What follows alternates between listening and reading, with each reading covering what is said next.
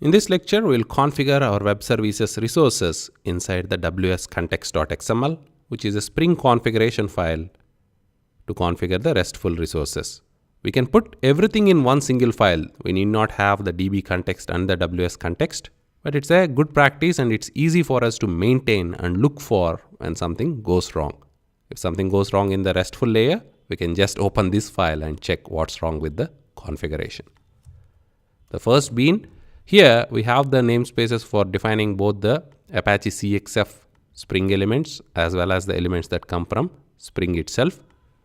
So bean, earlier we used to define all this in the cxf-servlet.xml. This is the very same file with a different name. Bean ID is equal to, call it service bean since we have only one bean. Class is equal to, go to the product ws impl, grab the package. The class name is product ws impl. So paste the package product ws impl. Close it.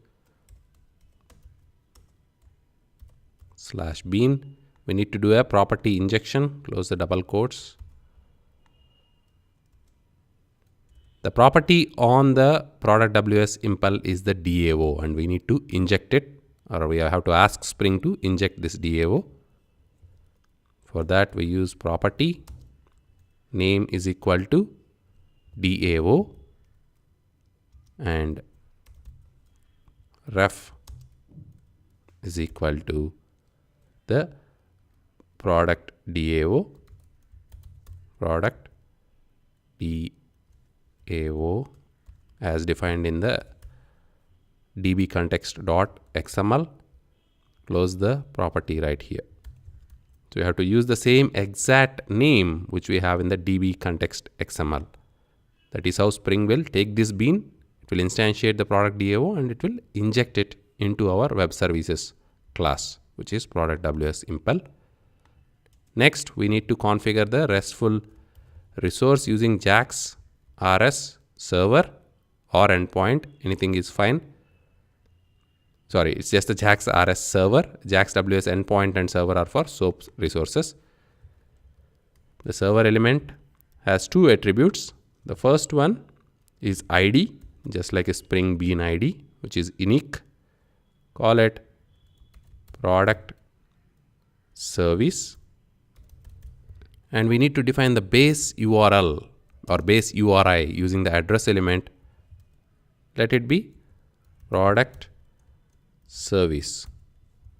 So this will be the URI which should be used by the client, followed by all the paths we have mapped in our product WS web service.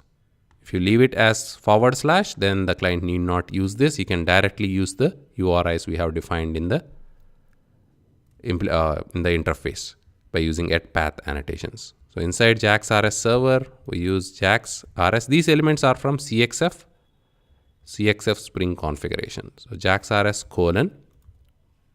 providers is the, or JAX RS : service beans, not the providers. And here we define our bean using ref bean is equal to the bean we have defined here. So we can list out several beans here. In this case, it's just one bean.